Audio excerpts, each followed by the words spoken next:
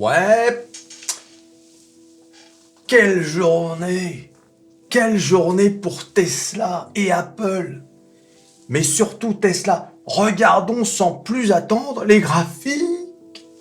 Les graphiques!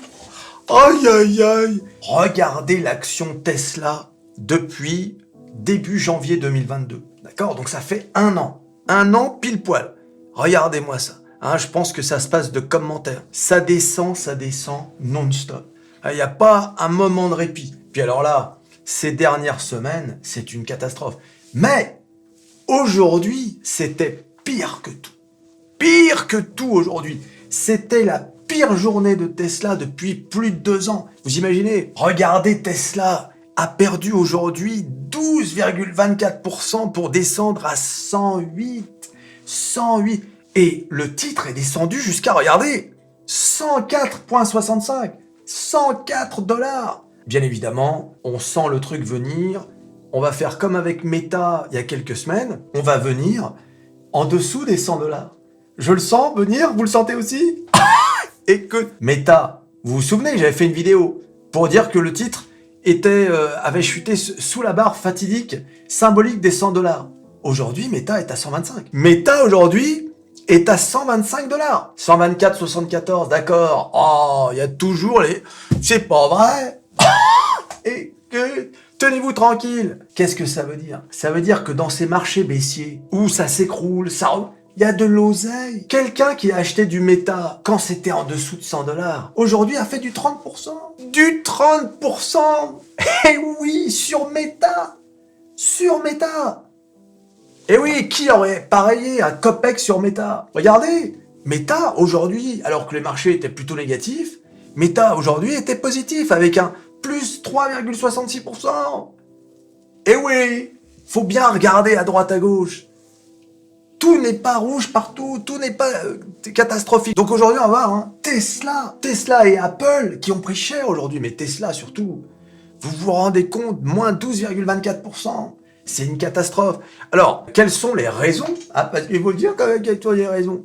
Tesla, d'abord, a déclaré lundi que les livraisons trimestrielles étaient inférieures aux estimations du marché, freinées par des problèmes logistiques persistants et des préoccupations croissantes en matière de demande qui ont clôturé une année 2022 tumultueuse pour la société dirigée par Elon Musk. Donc Tesla est une anomalie dans le monde de l'automobile. L'entreprise Tesla, le market cap, 341 milliards de dollars. D'accord? 341 milliards. Regardez Stellantis. Il y a quand même une grosse boîte, Stellantis. 42,9 milliards. Et que... Tu vois un peu comment ça marche? Bon, là, on est quand même dans quelque chose qui tient pas la route. Mais bon, comme je vous ai toujours dit, une capitalisation boursière n'a rien à voir avec un chiffre d'affaires, avec même les fondamentaux. Et même pire aujourd'hui qu'hier. Hier, il y avait quand même une analyse des fondamentaux, tu vois, pour faire l'évaluation d'une entreprise. Aujourd'hui, c'est tout et n'importe quoi. Il n'y a qu'à voir ce qui s'est passé au all-time high de novembre 2021, où tu avais les entreprises qui n'avaient quasiment rien en bénéfice, rien en chiffre d'affaires, qui étaient au all-time high, qui avaient des valorisations de plusieurs milliards de dollars. Et voilà. Là, pour le coup, 2022 a assaini la situation. Tu avais des entreprises qui faisaient 30 $ et qui coûtent maintenant penny stocks, ou 1 ou 2 $. D'accord? Donc, 2022 a quand même... De toute façon, chaque fois que les taux d'intérêt augmentent des banques centrales, les premières à morfler, ce sont les entreprises de croissance. Voilà. Ça, c'est systématique. Et on a beau le dire, mais Tesla fait partie de ces entreprises de croissance. Mais bon, Tesla, on va le voir, il y a 1000 problèmes. Donc, il y a cette déclaration lundi, mais qui ne fait que s'ajouter à déjà des autres problèmes. Et pourtant, Tesla a de bons chiffres en matière de production automobile. Donc Tesla a livré plus de 400 000 véhicules au 4e trimestre 2022. Précisément 405 278. Mais c'était en dessous des estimations des analystes.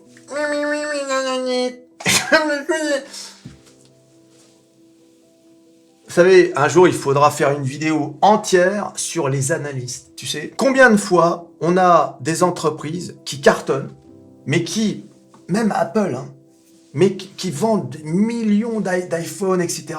Mais comme c'était en dessous des analystes, eh bien le titre chute. Eh oui! Parce que les analystes, tu sais, il faut bien comprendre une chose, il y a un avantage à être coté à la bourse, c'est le cash. Et oui, tu l'es, il n'y a qu'à voir Tesla. Les milliards qu'ils ont ramassés à la bourse. Mais l'inconvénient, c'est deux choses. La première, c'est que tu dois être transparent, tu dois publier tous tes comptes. Donc s'il y a un trimestre qui va pas bien, sanction du marché immédiate. D'accord ? Et la deuxième, c'est le corollaire de la première, c'est que tu es constamment soumis à la pression du marché et des analystes. Donc, imagine, tu es un boulanger, tu as décidé de mettre ta boulangerie côté à la bourse. Tu fais, 1000 baguettes par jour. Tu vends 1000 baguettes par jour. C'est déjà une bonne boulangerie. Hein. Les marchés disent, ah ben dis donc, elle marche bien cette... Donc ils vont te coter. Tu vas... ton titre va monter. Hein. Le titre de ta boulangerie, l'action de ta boulangerie, le prix de ton action va monter en flèche. Les marchés vont dire, oh là là, c'est une bonne boîte, c'est une bonne boulangerie. Hein. Allez, on attend 1100 baguettes pour le mois prochain. 1100 baguettes. Alors, le boulanger, il est là, ah merde, ils attendent 1100 baguettes, seulement voilà. Le mois prochain arrive, et le mec, il a vendu 1050 baguettes, non pas 1100. Bing! Comment? Les attentes du marché étaient en dessous, le titre chute. Alors que le mec, il a fait mieux que le mois précédent, puisqu'il a fait 1050 baguettes par jour. D'accord? Qu'est-ce que c'est? C'est une sacrée boulangerie, 1050 baguettes quand même. J'ai peut-être pas pris un bon exemple. Et... Vous savez, maintenant que je suis en train de parler de ça, je n'ai aucune idée de combien un boulanger fait de baguettes par jour. Aïe, aïe, aïe. Tu sais quoi? Je vais le faire en direct, on va voir combien produit de baguettes un boulanger par jour. C'est vrai, parce que quitte à prendre un exemple, autant que ce soit un peu réaliste. Ah, sinon ça n'a pas de sens. Vraiment n'importe quoi cette vidéo. Aïe, aïe, aïe, on démarre avec Tesla et on finit avec les baguettes. Enfin, on finit, non, on est loin d'avoir fini. Voilà, incroyable, impossible de trouver cette info. Ah, j'ai trouvé une bribe d'infos près Lambry jusqu'à 800 baguettes vendues par jour. Apparemment, un mec qui a eu un succès pour je sais pas quoi, il a dû peut-être passer à la télé. Peu importe.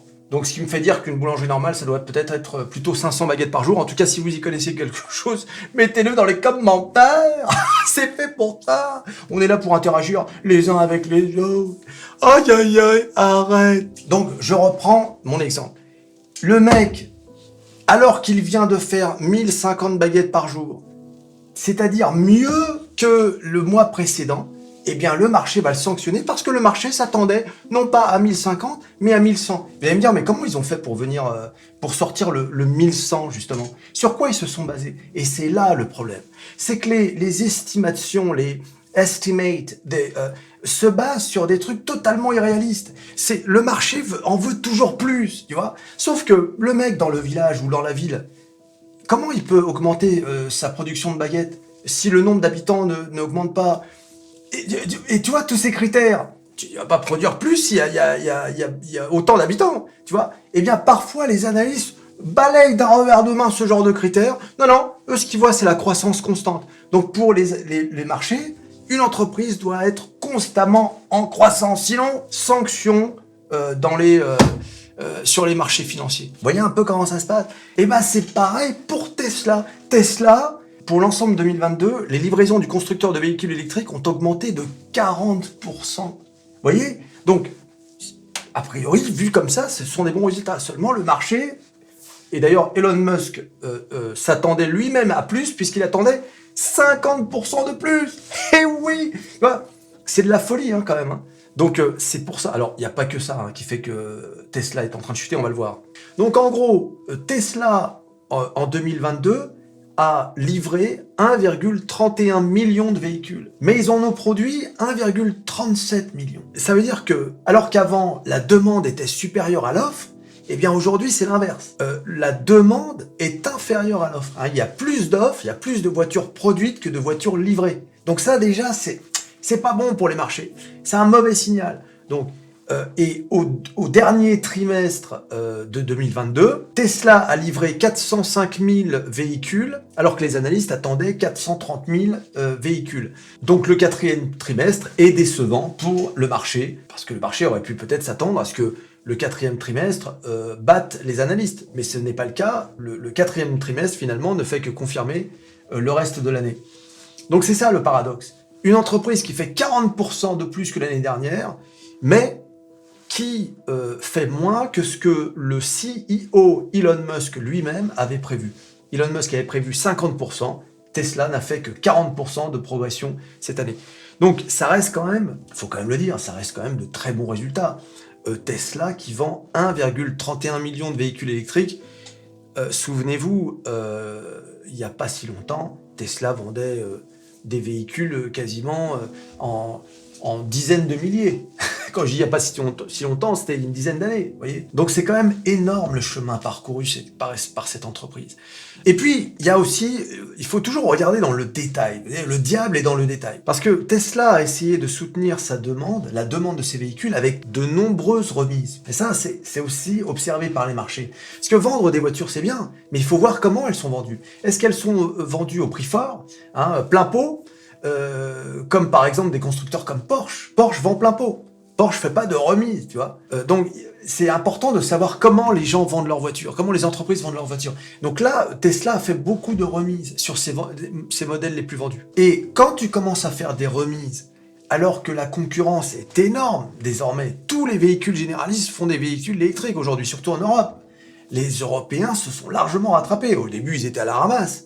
Aujourd'hui, ils font tous des véhicules. Même chez nous en France, regardez Renault et Peugeot. Ils font des véhicules électriques extraordinaires. Regardez la nouvelle Mégane E-Tech. Elle est vraiment géniale cette voiture. Un peu chère, mais peu chère par rapport à une Mégane normale, on va dire. Mais tu vois bien que les constructeurs français, quand même, ont rattrapé les retards. Donc Tesla fait face à une concurrence. Il y a aussi les Rivian, Lucid, les véhicules directement concurrents de Tesla, qui ne font que des véhicules électriques du même genre, tu vois. Et Tesla a déclaré que ils vont avoir encore en 2023 un problème de demande. Pourquoi ? Parce que l'IRA, the Inflation Reduction Act, dont je vous ai parlé, eh bien les véhicules de Tesla ne sont pas éligibles au remboursement des impôts. Vous savez que ce sont des incitations fiscales. Et donc du coup, soit Tesla devra réduire ses objectifs, soit Tesla devra réduire ses prix. Et oui, dans les deux cas, Tesla est perdant dans cette affaire de réduction d'impôts. D'ailleurs, Elon Musk est furieux à cause de ça. Peut-être qu'il se dit que les démocrates se vengent de lui, parce que lui, clairement, il est passé dans le camp républicain. Il n'en fait pas secret. Donc, il y a les chiffres, d'accord, qui plombent Tesla. Et puis, bien évidemment, il y a Elon Musk. Elon Musk qui ne rassure pas les marchés avec son attitude vis-à-vis de Tesla. Depuis qu'Elon Musk a repris Twitter, je vous ai montré dans beaucoup de vidéos, le mec il tweet en permanence, on voit qu'il est à fond sur cette histoire de Twitter. Là encore aujourd'hui, alors que Tesla s'écroulait en bourse, il publiait un truc sur les Twitter Papers, c'est-à-dire il publie en fait des trucs qui mettent en cause la complicité de l'ancienne direction de Twitter avec le gouvernement et les agences de surveillance, etc. Ah oui, c'est énorme ce qui se passe. C'est un gros scandale. Et donc les investisseurs ils disent mais qu'est-ce que tu fais occupe-toi de Tesla. Imagine un mec qui a acheté du Tesla à $200. Et il voit le titre aujourd'hui qui approche les $100. Ou même ceux qui ont acheté à $300. Ils sont dégoûtés. T'as acheté à 300, c'est comme Meta. C'est comme Meta, c'est la même chute. C'est catastrophique. Tu te dis, attends, tu vois ? Bon, eh oui. Alors tout le monde désormais, je vois dans les commentaires sur mon Twitter, tout le monde veut du Tesla à moins de $100 pour rentrer. Eh oui, mais de toute façon, on va y arriver à moins de $100. Le marché va pousser pour que ça descende à moins de $100. Un peu comme ce qui s'est passé avec Meta, où Meta, on a fait descendre Meta à 95, je crois, j'en avais parlé, et aujourd'hui, Meta est à $125. Eh oui, tout le monde s'est sucré, et quiconque a acheté en dessous de 100 a déjà fait 25% sur Meta. C'est énorme. Voilà. Elon Musk, au passage, Elon Musk, qui est la première personne à avoir perdu 200 milliards de dollars de richesse boursière. Capital, quoi. C'est incroyable, 200 milliards de dollars. Il a perdu. Aïe. C'est plus... À ce jour, qui est là... Je me demande si c'est pas Bernard Arnault qui est repassé, mais homme le plus riche du monde. Cocorico, Bon, il faut pas trop le crier sur les toits. En France, on n'aime pas trop ça. Non, on va lui réclamer de l'oseille. Si ça se trouve, ils vont monter la flat tax à 40%. Aïe. Hein, il faut les impôts les plus riches, le président des riches. Président des riches. Et que... Oh le pauvre. Vous allez voir quand ils vont sortir la réforme de la retraite, là, c'est là, hein. Les syndicats, ils ont tous dit on sera dans la rue. Tout le monde est d'accord pour aller dans la rue. Les gilets jaunes, les syndicats, les boulangers aussi vont aller dans la rue parce que l'électricité est trop chère. On va retrouver la moitié de la France dans la rue. Ils vont tout bloquer. Bon, pourquoi pas quelque part au point où on en est. Tu sais, au point où on en est. Apple, regardons Apple sur les graphiques. Hein, qu'est-ce qui s'est passé? Qu'est-ce qui t'arrive, Apple, mon bon Apple? Bon, bah, Apple, c'est des problèmes de production. C'est des problèmes de production. Vous savez ce qui s'est passé, je vous en avais parlé, dans l'usine Foxconn, ils avaient fait grève et tout. Et puis, bon, il y avait la politique de zéro Covid. Voilà, qui a plombé donc la production des iPhones. Et forcément, donc ça inquiète les marchés. Et que... Voilà, donc là, comme vous pouvez le voir, alors, je vais pas rentrer dans les détails d'Apple, parce que je pense qu'Apple, c'est trop énorme pour que ce soit en fin de vidéo. Voilà, je pense que et Tesla et Apple, à un moment donné, il faudra que je fasse une vidéo à part, parce que c'est vraiment des mastodontes, mais surtout Apple, parce que Apple, c'est pas simplement une société. Apple, c'est le guide suprême. Tu vois, il y a deux guides à la bourse. Il y a Jérôme, la Fed, et il y a Apple. Si Apple s'écroule, c'est pas bon.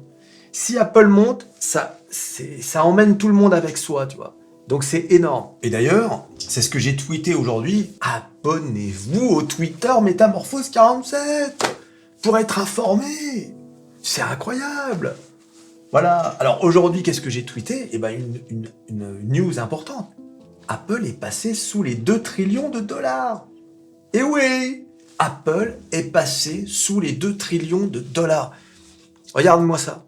Apple, vous avez vu là, nous sommes dans une plage de support qui est aux alentours de entre 122 et 129 dollars. Voilà. Eh bien, on est de retour à là où on était en mai 2021. Eh oui, t'as vu un peu tout ça pour en venir ici. Voilà, donc Apple aujourd'hui a perdu près de 4%. 4%, et même après la clôture, on est encore dans le rouge. Vous voyez, du rouge, 4%, 125. Et oui, tu vois, même des mastodontes comme Apple, et comme vous pouvez le voir, vous avez vu, market cap, 1,99 trillion.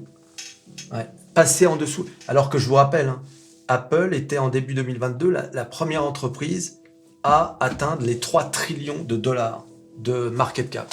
3 trillions de dollars. On a perdu 1 trillion de dollars. Michel, où est-ce que tu l'as mis le trillion? Il est pas le trillion. T'as perdu on a perdu 1 trillion. Quelqu'un l'a vu le trillion? T'imagines? La dette de la France. C'est-à-dire que Apple, à un moment donné, était supérieur à la dette française. Vous imaginez un peu ce que ça représente? C'est même pas la peine d'imaginer. C'est trop d'oseille. C'est trop d'oseille. Tu vois, là, on parle de sommes d'argent qui relèvent de pays de taille conséquente. Pas d'énormes pays, mais comme l'Allemagne, la France, l'Italie, tu vois. C'est de ça dont on parle. Pour une entreprise. Une seule entreprise. Et oui, mais c'est normal. C'est normal. Les mecs, ils ont... t'as certainement un de leurs téléphones, une tablette, un ordinateur de leur marque. Si c'est pas eux, c'est le mec d'à côté. Les mecs, ils ont conquis la planète entière. Oh, dites donc, c'est beau ce que je dis. C'est beau, hein. Faudrait que je fasse un reportage, un documentaire, un de ces quatre. Tu sais, tellement ce que je dis, c'est tellement bien dit, bien beau. Et que... Aïe, aïe, aïe. Ah, tais-toi. Alors, on termine avec un petit passage sur mon Twitter, où je dis « Félicitations au CAC 40 qui a résisté à la chute des marchés américains. Mais je ne pense pas que ce soit la même histoire demain. » C'est-à-dire, aujourd'hui, ce matin. C'est quand même une belle performance du CAC 40. 2 jours de suite de vert, alors que c'est quand même la morosité sur les marchés américains. Disons tout de même que les marchés américains, même s'ils ont fait la journée dans le rouge, se sont repris quand même au dernier moment. Regardez, le S&P 500, voilà, on a fini à moins 0,40. Le Dow Jones, magnifique. On était à 2 doigts d'être dans le vert. Mais non, hein, mais non. Le marché, on a décidé autrement. Hein. Moins 0,03. Bon, autant dire qu'il est revenu à 0. Et enfin, le Nasdaq, qui lui est resté quand même dans le rouge, mais bon, qui a remonté en fin de séance. D'accord ? Regardez le pétrole, qui avait pris un bon coup de vert en début de journée, et qui a fini à 0,27. Et l'or qui a fait du yo-yo, l'or qui, à nouveau, un bon terrain de jeu pour trader. Regardez, hein. Bing, bing, bing, bing, bing. Parfait pour trader.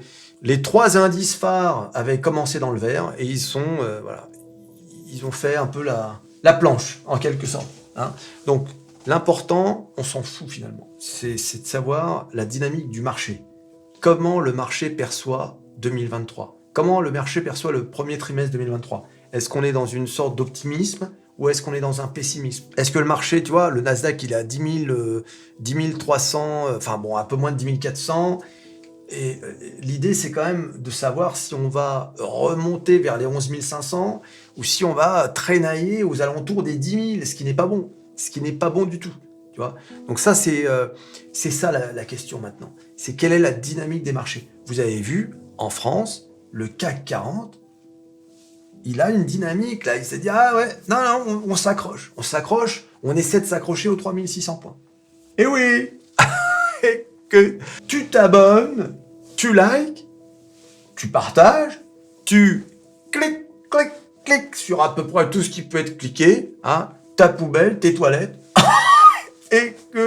et on se revoit à la prochaine vidéo. Allez, salut.